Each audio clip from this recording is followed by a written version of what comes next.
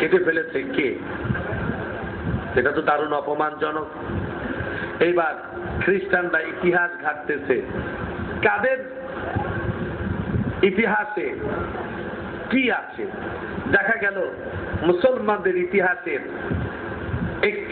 একটি ব্যাপার, যে মুসলমানরা কোনোদিন মূর্তিকে মেনে নিতে পারে, আরো জোরে করেন না, মুসলমানরা কোনোদিন মূর্তিকে মেনে নেয় না। আচ্ছা আপনারা বলুন, আমি শুনবো, খ্রিস্টানরা মুসলমানদের বন্ধু না শত্রু? তারা কি কোনোদিন বন্ধু হতে পারে? আর জোরে বলুন, পারে?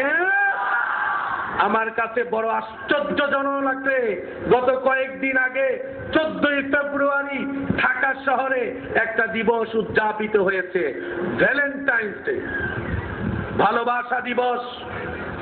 এই ভালোবাসা দিবসে মুসলমানদের ঈমান আকীদাকে নষ্ট করার জন্য ইহুদি নাসারাদের একটা ঘৃণ্য ষড়যন্ত্রের ফাঁদে পা দিয়ে আমাদের দেশের সাধারণ মুসলমানেরা ওখানে যে ঈমানটাকে হারাচ্ছে, চরিত্রকে হারাচ্ছে।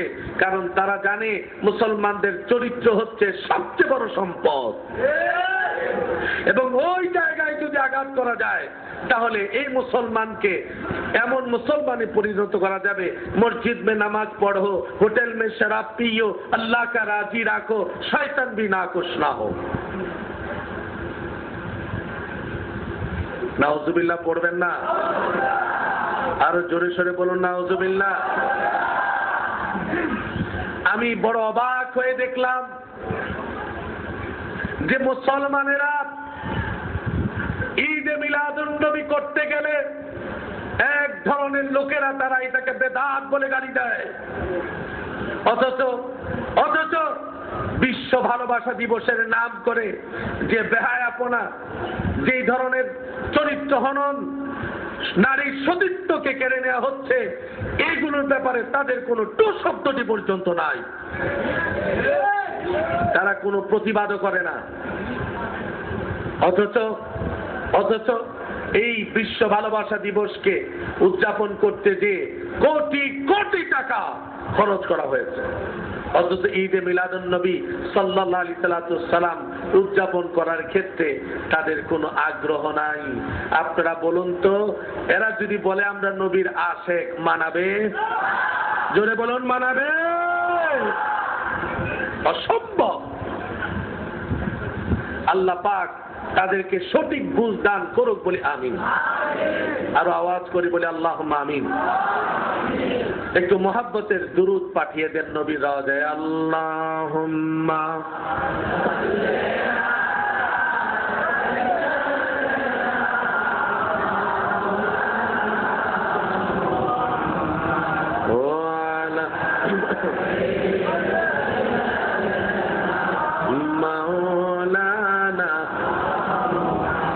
বড় ভালো লাগতেছে মোহাব্বতের সাথে। আল্লাহুম্মা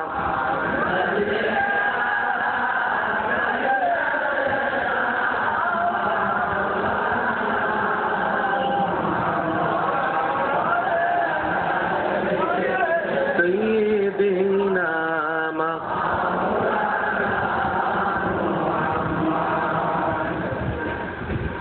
বিশপ ইতিহাস পর্যালোচনা করে দেখতে পাইল ইতিহাসে একটা মাত্র জাতির উপস্থিতি লক্ষ্য করা যায়, একটা মাত্র জাতির উপস্থিতি দেখা যায় যারা কোনদিন মূর্তিকে মেনে নেয় নাই। নিশ্চয় এটা তাহলে মুসলমানদের কাজ হবে, কারণ মূর্তি ভাঙা মুসলমানদের কাজ, মূর্তি গড়া মুসলমানদের কাজ নয়। কথা ঠিক না বেটি? অথচ কি হচ্ছে দেখেন, আল্লামা ইকবাল রহমাতুল্লাহ আলাইহি বলছেন, বুট ভাঙা দল বিদায় নিয়েছে, বাকি যারা তারা গড়িছে বুট। ইব্রাহিমের ছেলেরা আজ আজর সেজেছে কি অদ্ভুত। ইব্রাহিমের সন্তান দাবি করছি আমরা, অথচ কাজ করি আদরের। আচ্ছা বলেন তো, এই দাবিটা সত্যতা আমরা প্রমাণ করতে পারবো না। ইব্রাহিমের সন্তান হইলে মূর্তিকে এলাও করা যাবে না।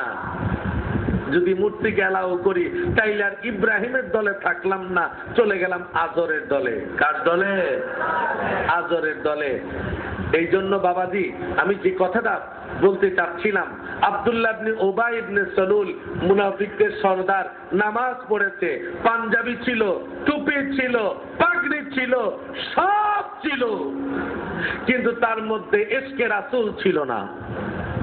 আর সেই জন্য আল্লাহ রাব্বুল আলামিন বলছেন তার নামাজ, তার রোজা, তার হজ, তার যাকাত, তার কুরবানি, তার নেক আমল একটাও আমি আল্লাহর কাছে গ্রহণ যোগ্য হবে না, কারণ আমার নবীর প্রেম যার আমলের মধ্যে নাই, যার মধ্যে নাই, তার ইবাদত আমার দরকার নাই। আল্লাহ পাক একটা সূরা নাযিল করে দিয়েছেন, সূরা মুনাফিকুন।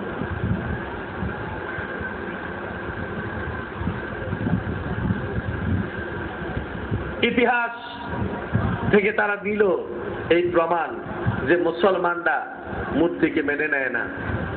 তারা বিশপরা এবার মিটিং করলো যে মুসলমানরা বড় বড় গলায় বলে বেড়ায় লা ইকরাহা ফিদ্দীন, ধর্ম নিয়ে জবরদস্তি করা যাবে না, বাড়াবাড়ি করা যাবে না।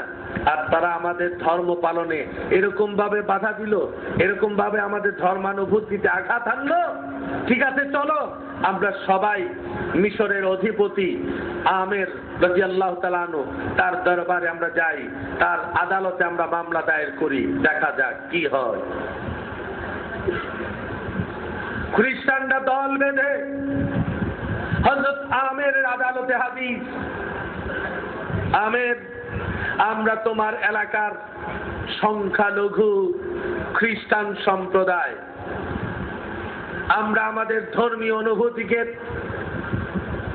জাগ্রত করার জন্য, জাগরুক রাখার জন্য আমরা আমাদের যীশু খ্রিস্টের মূর্তি বানিয়ে আমরা প্রত্যেক দিন তাকে শ্রদ্ধা নিবেদন করার জন্য সিদ্ধান্ত নিয়েছি। যথারীতি মূর্তি বানানো হয়েছে, কিন্তু পরের দিন যখন সাধারণের জন্য উন্মুক্ত করে দেওয়া হলো, আমার লোকেরা মালা জড়াতে গিয়ে দেখে আমাদের যীশু খ্রিস্টের নাক কেটে ফেলেছে। আমরা ইতিহাস থেকে যে প্রমাণ পেয়েছি, এটা মুসলমানদের কাজ ছাড়া অন্য কোনো কারো কাজ হতে পারে না, কারণ মুসলমানরাই মূর্তি ভাঙে, মূর্তি গড়ে না। হযরত আমির বলছেন, কি বলতে চাও ক্লিয়ার করে বলো। বলে আমরা এই অন্যায়ের বিচার চাই, আমরা তোমার আদালতের মামলা দায়ের করলাম। হযরত আমির বলছেন, যেহেতু মুসলমানরা শুধুমাত্র মুসলমানদের দায়িত্ব না, একজন মুসলমান অমুসলিমদেরও দায়িত্ব পালন করবে। আলহামদুলিল্লাহ পড়েন।